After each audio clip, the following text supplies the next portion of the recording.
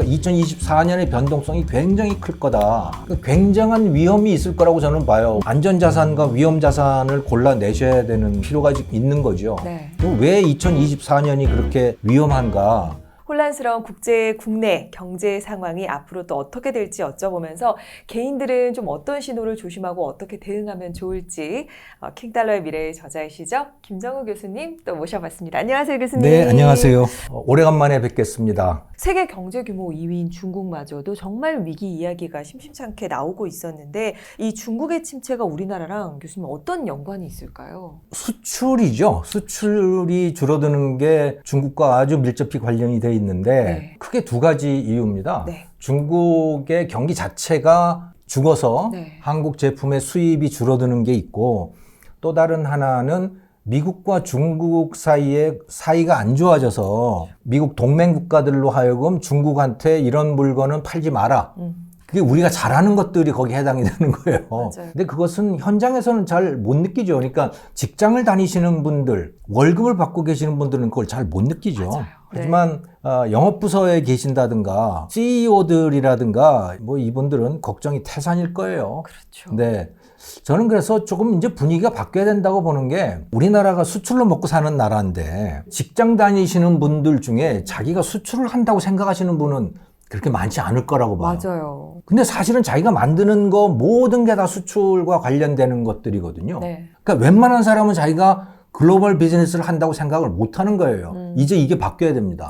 지금까지는 영업하는 사람 또 뭐 CEO들 뭐 이런 몇몇 사람들만 글로벌 비즈니스를 했던 건데 이제는 모두가 다 글로벌 비즈니스 하는 그런 시스템으로 바뀌어야 돼요. 특히 젊은 분들은 완전히 그렇게 돼야 됩니다. 전반적으로 보면 전쟁 분위기가 아주 고조가 되고 또 나라와 나라들 간에 갈라서는 일들도 많고 이렇기 때문에 시장이 축소가 되거든요. 네. 2024년은 더욱더 심할 거라고 봅니다. 나라들마다 다 시장이 이제 줄어들어요. 그런 상황에서 우리나라처럼 수출로 먹고 사는 나라는 아주 직격탄을 맞게 되는 거거든요. 그러니까 지금까지 했던 방식대로 하면 망하는 겁니다. 완전히 바뀌어야 되는데 그 모델이 되는 나라가 뭐 몇 개 나라만 말씀을 드리면 이스라엘, 스위스 뭐 이런 나라예요. 다 잘 사는 나라들이죠. 네. 아무것도 없는데 잘 사는 나라들이에요. 이스라엘은 사막분이 없는 거고 네. 스위스는 산골짜기예요. 그런데 국민소득 8만 달러 뭐 이렇잖아요. 네. 그렇게 할 수 있는 이유는 모두가 다 글로벌 비즈니스를 하는 거예요. 그거는 중소기업, 무슨 대기업 상관이 없습니다. 그냥 그 사람들은 비즈니스를 하면 글로벌이에요. 이스라엘도 마찬가지로 비즈니스라고 하는 건 그냥 글로벌이에요. 자기 내수, 수출 그런 구별도 없고 그러니까 모두 다 그냥 글로벌을 당연하게 여기는 생활이거든요. 네. 우리도 이제 그렇게 가야 된다. 그렇지 않으면 이렇게 좁아지는 글로벌 시장 상황을 극복할 수가 없는 거죠. 그러다 보니까 지금 말씀해 주신 부분들이 우리나라가 워낙에 경제적으로 수출에 좀 의존을 많이 하는 상황이다 보니까 사실 이게 경제 회복이 중국이 더디게 되면 우리나라는 당연히 그 영향을 또 직격탄을 받을 수밖에 없는 거잖아요. 우리가 네. 좀 더 주체적으로 수출은 당연히 잘 되면 너무나도 좋겠지만은 좀 더 글로벌 비즈니스에 대비를 해서 제품이든 서비스든 좀 더 그렇죠. 주체적으로 임해야 된다는 말씀이시겠죠. 예, 그렇죠. 우리가 1998년에 외환 위기를 맞이했고요. 네. 그러면서 우리 내부에서 어마어마한 변화를 했는데 크게 두 가지를 보면 하나는 중국 비즈니스를 정말 잘한 거예요. 네. 중국에 수출하고 또 중국 것을 수입하고 하면서 어마어마한 새로운 시장을 갖게 됐던 것이죠. 보통은 대부분의 나라들이 중진국까지 국민소득 1만 달러까지 가서 거기서 주저앉습니다. 중국도 지금 거기서 주저앉고 있는 거거든요. 근데 우리나라도 1만 달러에서 외환 위기를 맞은 거예요. 그런데 우리는 거기에서 3만 달러로 그냥 갔거든요. 네. 루트가 뭐였냐면 첫째가 중국이라고 하는 새로운 시장을 정말 활용을 잘한 거죠. 두 번째는 한국인들 자체가 엄청나게 변한 거예요. 네. 그래서 혹시 기억하실지 모르겠는데 1998년 이전에는요. 네. 직장 다니는 사람들이 점심을 먹으면 점심 때 술을 많이 먹었어요. 반주가 꼭 있었던 꼭 있었어요. 그리고선 일을 하니 그게 무슨 일이 돼요. 그렇죠. 그런데 외환 위기를 거치면서 술 먹는 분위기가 싹 없어져 버렸어요. 퇴근, 정시 퇴근. 그리고 직장에서 일할 때는 그냥 계속 일하는 거예요. 잠자고 쓸데없는 짓 하면 안 되는 거였고. 맞아요. 그게 완전히 분위기가 바뀌었거든요. 그때. 그러면서 두 개가 결합이 되면서 한국인들의 시장이 넓어지고 또 한국인들의 생산성이 높아지고 하면서 $10,000에서 $30,000로 간 거예요. 네. 근데 우리가 지금 또다시 그런 비슷한 위기를 맞이하고 있는 겁니다. 왜냐하면 시장에 지금 문제가 생긴 거고 지금까지 일했던 방식으로 하는 거는 이제 한계가 온 거고 그래서 여기서 우리 스스로의 변화가 필요한 거죠. 관찰자의 입장이 아니고 예. 진짜 주체가 돼서 좀 행동을 이끌어내야 되지 않을까. 그런 그러셔야 생각이 들어요. 돼요. 그렇지 않으면 회사하고 같이 꼬꾸라지게 돼 있어요. 이 숫자를 하나 말씀을 드리고 싶은데 네. 16대 4예요. 16대 4가 뭐냐면 Fortune Global 500, Fortune 500대 기업 거기에 들어가 있는 한국 기업 숫자가 16개예요. 네. 그런데 시가총액으로 글로벌 500를 꼽으면 그 중에 들어가 있는 한국 기업은 4개예요. 그러니까 이게 무슨 얘기냐면 지금까지는 잘한 거예요. 16개가 들어갈 만큼. 네. 이건 일본하고 같아요. 4개는 뭐냐면 미래예요. 주식 가격이라고 하는 건 미래를 반영하잖아요. 그렇죠. 그래서 테슬라가 돈을 못 벌음에도 불구하고 엄청난 시가총액을 자랑하고 있는 이유는 미래 때문에 그런 거거든요. 한국 기업이 미래가 없다는 거 아닙니까, 지금. 지금 이렇게 그냥 가면, 해왔던 방식대로 가면 기업하고 같이 꼬꾸라지게 돼 있어요. 개인이 변화하셔야 됩니다. 각성을 하고 움직여야 되는 상황. 이렇게 말씀하시니까 정신이 번쩍 차려지는 그런 느낌인데요. 자, 그렇다면 또 우리가 염두를 해야 될 건 자산 시장의 변화겠죠. 뭐 부동산, 주식, 투자들 그렇죠. 열심히 네. 하실 텐데 예. 또 어떤 변화를 또 준비해야 될까요? 굉장한 위험이 있을 거라고 저는 봐요. 그러니까 2024년의 변동성이 굉장히 클 거다. 그러면 거기에서 안전자산과 위험자산을 골라내셔야 되는 그런 필요가 지금 있는 거죠. 네. 그럼 왜 2024년이 그렇게 위험한가? 하나는 전쟁 때문에 그래요. 세계 곳곳이 전쟁이에요. 이미 지금 진행되고 있는 우크라이나 전쟁, 또 이스라엘 하마스 전쟁, 아프리카 사하라 이남 지역에 전쟁이 굉장히 많습니다. 거기다가 라틴 아메리카에서도 어쩌면 베네수엘라가 또 문제를 일으킬 수도 있어요. 주변에 바로 옆에 떨어져 있는 가이아나라고 하는 데를 접수하겠다고 선언을 하고 국민투표도 막 하고 그런 상황이에요. 그러니까 이 미국의 영향력이 줄어들면서 중국의 영향력이 커지면서 이게 힘의 공백들이 곳곳에서 나타나고 있고 그게 전쟁의 가능성을 계속 증폭시키고 있거든요. 네. 그게 엄청난 불확실성을 만들어내고 있죠. 또 하나는 2024년은 선거의 해예요. 세계 곳곳이 선거예요. 대만 선거 있죠. 미국에서 트럼프가 대통령이 되느냐 안 되느냐라고 하는 건 이건 대형 폭탄입니다. 네. 만약에 트럼프가 대통령이 된다면 이 아시아 지역 일대는 뭐 이건 완전히 판이 바뀔 수도 있어요. 네, 왜냐하면 미국이 떠날 수 있거든요, 여기를. 아, 내가 왜 대만을 지켜줘야 되는 거야? 대만이 뭐라고? 이렇게 돼버리면 중국의 입장에서는 그냥 접수할 수 있어요, 대만. 대만이 접수가 되면 일본이며 한국이며 필리핀이며 여기 이제 이거 우수수입니다. 보나마나.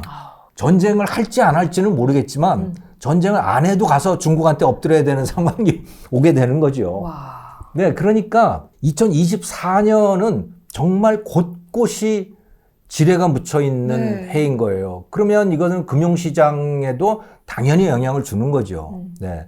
그랬을 때 위험해지는 금융시장에서의 그 불확실성에 어떻게 나는 일종의 보험 같은 걸 들을까, 어느 자산을 사야 될까라고 하는 거를 정하셔야 되고, 네.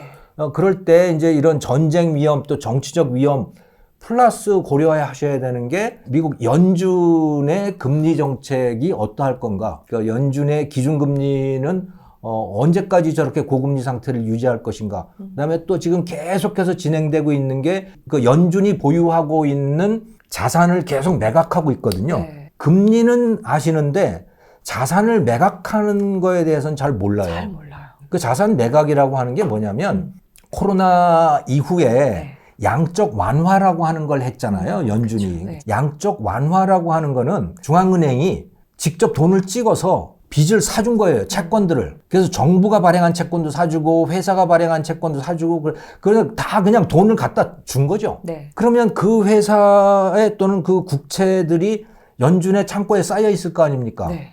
그걸 쌓아놓는 게 양적 완화이고 그거를 파는 거를 양적 긴축이라고 하는데 네. 지금 양적 긴축이 계속 이루어지고 있거든요. 그러니까 기준금리는 가만히 있는데 왜 시장금리는 저렇게 자꾸 움직이지? 거기에 굉장히 중요한 요인 중에 하나가 연준이 보유하고 있던 그 채권들을 내다가 파는 거예요. 네. 그러니까 시장 금리는 예. 계속 요동을 치고 그렇죠. 더 심하게. 채권 가격이 떨어지잖아요. 그럼 네. 자꾸 내다 팔면.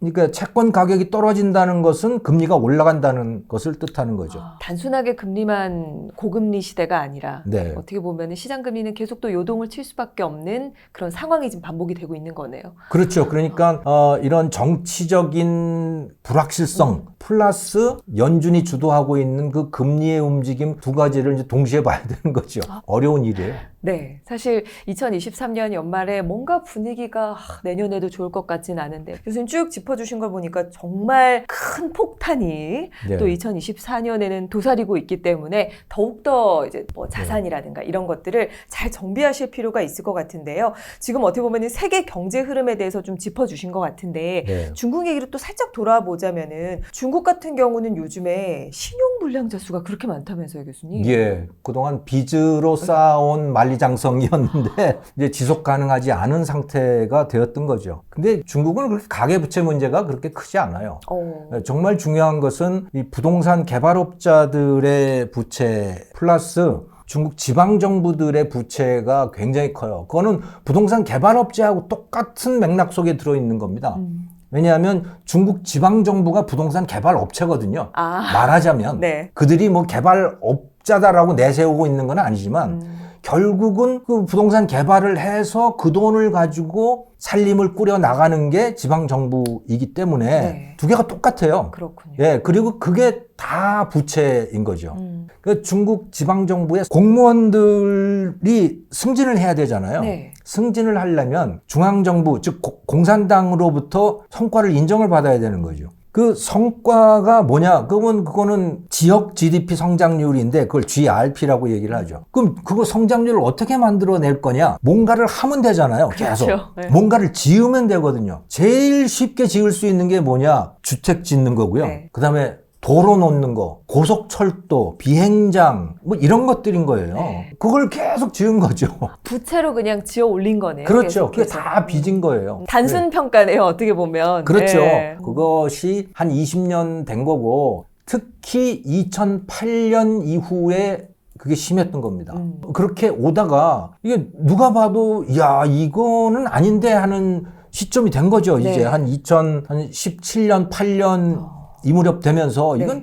이건 아닌데? 시진핑 주석도 그런 생각을 한 거예요. 이건 아니지. 뒤집게. 네. 예. 그리고 온통 곳곳마다 다 빈집이고 뭐 어떤 계산에 의하면 1억 3천만 채가 비었다 그러고 어떤 계산에 의하면 6,500만 채인데 그러니까 최소한 6,500만 채는 비어 있는 거예요. 근데 그게 공식 데이터는 아니고 그 1억 3천만 채 같은 경우는 어떻게 나왔냐면 야간 위성 사진들을 쭉 관찰을 해가지고 비교를 한 거예요.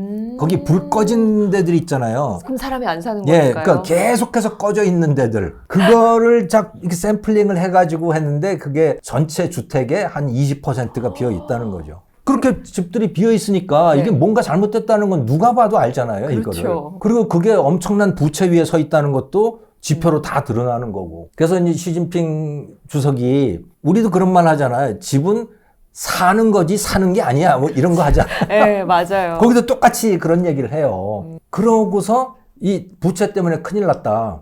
이제 3조 홍선 정책이라고 하는 거를 도입을 합니다. 네. 전체 자산 중에 부채는 70% 이하인가?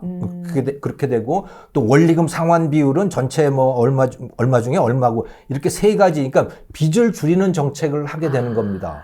여기에 걸려 있는 게 비구위안이니 무슨 그 헝다그룹이니 다 이런 데들인 거예요. 제일 큰 데들. 그런데 그렇게 빚을 규제를 해놓으니까 지금까지는 계속 빚을 얻어서 확장을 하는 그런 시스템이었는데 이제 그걸 갚아야 되는 상황이 된 거예요. 그러니까 공사를 하다가 못하게 된 거죠. 공사를 하다가 멈추게 되니까 이 주택들은 대부분 선분양이 된 상태입니다. 우리도 그렇지만 네. 공사가 멈췄잖아요. 네. 그러면 선분양 받은 사람들은 어떻게 해요? 이제 황당하게 짝이 없는 거죠. 네. 이제 항의를 하는 거예요. 근데 항의도 못하게 해. 그런데 이건 이제 데모라고 데모하면 안 되니까. 네. 그래서 이 사람들이 중도금 잔금 납부 거부 운동을 하는 거죠. 그렇죠. 지어지다 말았으니까. 그러니까요. 그러면 건설업체들은 어떻게 해요? 더 큰일 난 거죠. 은행에 돈을 갚아야 되는 상황이 돼버린 거고 네. 거기다가 중도금 잔금도 안 들어오고 그래서 부도가 나는 겁니다.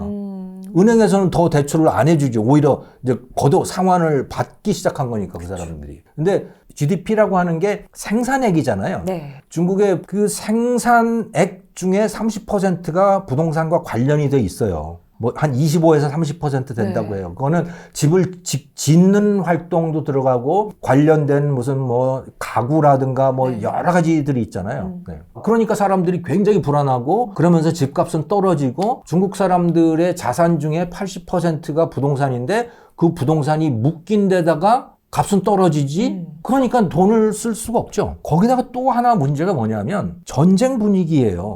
이게 또 중국인들의 소비 심리를 아주 극도로 위축시키고 있는 거거든요. 네. 중국 내부에서요? 중국 분위기가 전체가 다 그렇거든요. 왜냐하면 그 반스파이법 같은 거 만들어가지고 주변 감시하라고 그러지. 뭐 온통 뭐 인민해방군 뭐 그런 거지. 대만. 거기 핵심은 대만 문제예요. 언제 대만을 가서 점령할지 알 수가 없잖아요. 네. 중국이. 그러면 그건 전쟁을 뜻하는 거거든요. 그건 중국 사람 전체가 다 전쟁에 휘말리게 되는 거예요.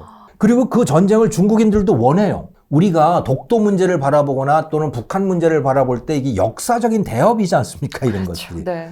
중국인들에게는 대만이 바로 그런 존재인 거예요. 대만을 접수해서 조국 통일을 이루는 것. 그것만큼 큰 명분이 없는 겁니다. 그걸 위해서는 전쟁을 불사해도 누구도 반대를 안 한다는 거죠. 거기에서는. 다만 이겨야 된다는 예, 보장이 있어야 되는 네. 것이지만 어쨌든 간에 그러니까 전쟁 분위기가 굉장히 고조되어 있는 상황이고 자기 자산이 쪼그라들어서 돈을 못 쓰고 앞날이 어떻게 될지 몰라서 돈을 못 쓰고 네, 이런 분위기라고 보시면 되는 거죠. 중국의 현 상황을 또 이렇게 소식을 들으니까 정말 심상치가 않다라는 생각이 드는데 중국 정말 심상치 않습니다. 네. 자, 그럼 이런 위기 속에서 결국은 우리 월급쟁이들은 내 재산 잘 지켜야 된다라는 이런 생각이 더 많이 들거든요. 어떻게 지키면 좋을지 거기에 대한 조언 한마디 좀 남겨주시면 좋을 것 같아요. 여전히 네. 좋은 집 한 채는 제일 좋은 투자라고 생각을 하고요. 그렇죠. 똘똘한 한 채는 저는 떨어진다고 하더라도 그렇게 많이 떨어질 거라고 보지 않습니다. 왜냐하면 우리나라의 주택 공급 구조가 이 좋은 집을 공급하지 못하게 돼 있어요. 그러니까 정책적으로 그렇게 돼 있고 국민의 정서가 그렇게 돼 있습니다. 그러니까 사람들이 좋은 집을 원하긴 하는데 내가 가졌으면 좋겠는데 그걸 짓지는 못하게 해요. 그거 누가 못하게 하느냐? 시민단체들이 못하게 해요. 왜냐하면 야 부자들을 위한 집을 왜 공영개발을 통해서 해야 되는 거야? 라고 하는 정서가 매우 강한 거죠.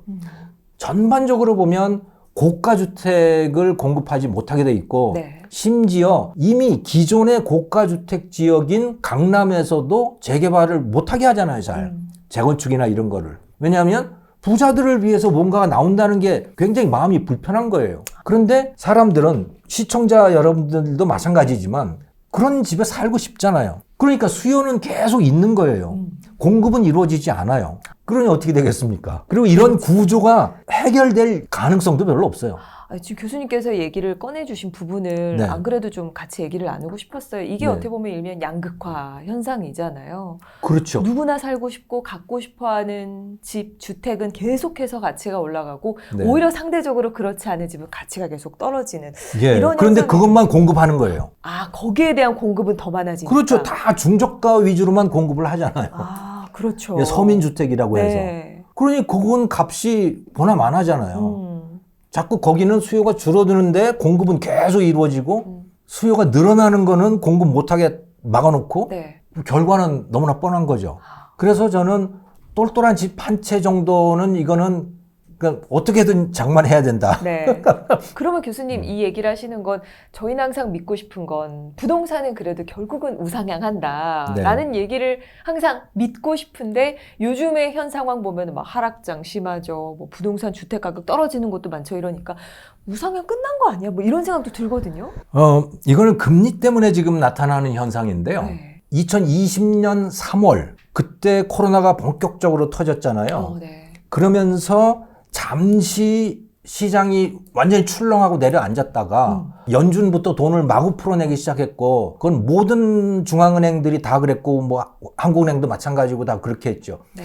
그러면서 금리가 거의 제로금리 수준으로 떨어지고 대부분 나라에서 이거는 그 금융시장은 전 세계가 다 연결이 돼 있으니까 이건 같이 봐야 돼요. 그렇게 이제 돈이 마구 풀리기 시작했죠. 금리가 그래서 거의 제로금리로 떨어지게 됐고 중앙은행들이 돈을 풀어서 회사채까지도 막 사들이는 그런 지경이 됐고 이제 그렇게 됐었습니다. 그런데 그러면서 자산 가격이 다 뛰죠. 네. 주식 가격 뛰었죠. 암호화폐 가격도 어마어마하게 뛰었죠. 부동산 가격 뛰었죠. 모든 자산 가격이 다 뛰었어요. 네. 부동산 같은 경우, 주택 가격 같은 경우는 얼마가 뛰었냐면 2020년 3월과 비교를 했을 때 한 2년 동안 올랐거든요. 네. 그게 얼마가 올랐냐면 평균적으로 한 30% 올랐어요. 아파트 가격이. 네. 그런데 2022년 5월부터 연준이 금리를 올리기 시작했습니다. 그렇죠. 그렇게 되면서 자산 가격이 떨어지기 시작했어요. 암호화폐 같은 경우는 4분의 1로 떨어지고 그랬죠. 4분의 1로 더 떨어졌죠. 부동산은 그때 얼마가 그때부터 지금까지 얼마가 떨어졌냐면 10% 정도 떨어졌는데 이게 매매 가격입니다. 네. 이건 금리 때문에 나타나는 현상이에요. 순전히. 전세 보증금도 똑같은 패턴을 그립니다. 근데 여기서 우리가 관심을 가지지 못했던 부분은 월세예요. 그 월세는 어떠냐? 계속 올라가요. 그렇다는 얘기는 주택의 사용 가치는 계속 올라가고 있다는 얘기인 겁니다. 이 매매가와 전세보증금 그리고 월세까지 같이 이렇게 봐야 되는 그렇죠. 말씀이시죠? 그러니까 월세를 보면 주택의 사용 가치가 어떻게 됐느냐라고 하는 것을 볼 수가 있는데 그건 계속 올라가요. 네. 그거는 한 번도 뒤로 돌아간 적이 없고 계속 올라가는데 그러니까 학문적으로 하면 소위 현재 가치라고 하는 것인데 그런 월세를 그러니까 덩어리 가치로 만드는 거기에 매개체가 바로 이자 금리거든요. 네. 금리가 올라감으로 인해서 매매값도 떨어지고 전세 보증금도 떨어진 거예요. 이게 집의 가치가 떨어졌다고 말하기는 어려워요. 가치로 인해서 이 그래프가 출렁였던 것이 아니다라는 예. 거예요. 그리고 그 매매 가격조차도 사실은 고점보다 한 10% 떨어졌지만 네. 코로나 이전에 비해서 즉 돈이 원래 상태의 돈 상태로 있었을 때에 비해서는 한 20% 정도 높아요. 여전히. 그러면 결국은 부동산 우상향 그래프는 당연히 현재에도 계속 존재한다. 저는 네. 존재한다고 보고 특히 똘똘한 한 채는 그러하다. 하지만 이제 우리나라도 인구가 줄어들고 노인들이 많아지고 저도 노인이지만 이제 시골에 빈집들도 많아지고 네. 시골의 집값들은 일본과 같은 과정을 그렇죠. 갈 거라고 봅니다만은 네. 그렇지 않고 도시의 똘똘한 한 채는 뭐 저는 한 20년 갈 거라고 보는데 와. 제가 보기에는 최소한 그렇습니다. 네, 그래서 부동산은 자기가 살 집 하나 정도는 확실하게 마련해 놓는 게 필생의 사업이 되어야 될 거라고 보고요. 또 이제 금융자산을 좀 가지고 계시려면 여전히 달러다. 달러를 대체할 만한 자산이 없다. 왜냐하면 그걸 대체할 정도의 자산이라고 하면 중국 위안화인데 네. 중국 위안화는 기본적으로 기축통화가 될 수 없는 돈입니다. 네. 왜냐하면 그러니까 공산당이 중국 돈의 가치가 너무 높아지는 걸 원치 않아요. 왜냐하면 그러면 수출하기가 어려워지거든요. 그렇죠. 예. 네. 근데 기축 통화가 되면 그 통화의 가치가 높아지기 때문에 수출을 제대로 할 수가 없고 무역 수지 적자, 경상 수지 적자가 엄청나게 생길 수밖에 없어요. 그걸 감수할 수 있는 나라만이 그 돈만이 기축 통화가 되는 거거든요. 그렇죠. 그걸 할 수 있는 나라는 미국밖에 없어요. 그러면 네. 지금 금융자산으로는 달러를 조금 계속해서 그래도 모아놓는 것이 괜찮은 투자라고 저는 볼수 그럴 있을까요? 거라고 보고 엔화도 저는 괜찮을 거라고 보는데 특히 엔화 국채는 안전자산인데 왜냐하면 일본 정부가 부도를 낼 이유가 없고 그쵸. 일본 국민이 또 부도를 낼 이유가 없는 거예요. 설령 정부가 돈을 못 갚는다고 하더라도 그런 상황이 되면 우리가 금 모으기 뭐 이런 거 했듯이 네. 그래서 일본 엔화도 안전자산인데 네. 그게 그 제로금리 상태가 너무 오래돼서 네. 저는 올해 말쯤 되면 제로금리 끝나지 않을까? 저는 그렇게 생각을 했었는데 잘 안 끝내요. 저 어떻게 언제까지 저렇게 비정상적인 상태를 가져가려고 하지? 그래서 엔화를 사놨었는데 네. 그런데 뭐 언젠가는 저는 한 2% 3% 금리까지는 갈 거라고 보기 때문에 네. 저는 그냥 가지고 있습니다만은. 그냥 장기적으로 보고 네, 장기적인 예. 관점에서. 어차피 투자는 장기적으로 해야 되고, 그리고 월급 받으시는 분들이 네. 많으시기 때문에 네. 드리는 말씀이지만, 금융상품에 목숨을 걸면 안 됩니다. 화장실 가서 그거 들여다보고 아침부터 그거 들여다보고 마음이 앉았고 불안해서 볼 수가 없어요. 그러면 망하는 거죠. 네. 그냥 사놨으면 잊어버려야 돼요. 안 그래도 부침이 많은 또 시장 상황의 흐름상 좀 안전자산 쪽에 투자를 해두는 것이 좋을 것 같아요. 그냥 묻어두고 네. 그냥 잊어버리고 본업에 충실하셔야지. 저는 한번 사놓으면 그걸 신경도 안 썼어요. 제가 2013년에 네. 10만 원어치를 샀어요. 네. 이게 뭔가 하고 사봤어요, 비트코인을. 네. 그리고서 몇 년 잊어버리고 있었어요. 그런데 어느 날 봤더니 많이 올라갔대. 그래서 네. 보니까 그게 한 500만 원이 됐더라고요. 10만 원이. 그래서 그냥 팔아버렸죠. 네. 의도치 않게 좀 이렇게 포트폴리오를 공개를 하게 되셨는데 안정적인 자산에 좀 투자를 하면서 이렇게 어떻게 보면 좀 부침이 많은 시국을 좀 이겨나가야 될 것 같다라고 좀 볼 수 있을 것 같아요. 예, 위험 자산을 투자를 하시면 본업하시기가 어려워요. 그렇죠. 네, 자꾸 정신이 팔려서. 네. 네. 자, 그럼 교수님께 어떻게 보면 중국 경제 상황과 또 세계의 분위기 그리고 우리 월급쟁이들이 좀 어떻게 좀 대처하면 좋을지에 대해서 간략하게 얘기를 나눠봤습니다. 부동산을 아예 몰랐었어요. 감으로 대출 한 이 정도면 되겠지? 사장님한테 그냥 물건 보여달라 그러고 막 이렇게 계산을 해주셨어요. 근데 하나도 모르겠는 거예요. 이렇게 내 집 마련을 하는 게 맞나? 너나이님이 강의에 대해서 언급을 하셨는데 A to Z까지 다 알려주셨어요. 아파트 이름만 얘기했는데 그거에 대해서 다 알고 계신 거예요. 어떤 지역을 선정을 해가지고 예산을 어떻게 설정해야 되는지 딱 알려주시는 게 저는 되게 신선했어요. 한 번도 그렇게까지 계산해보지는 않았었거든요. 부동산에 가서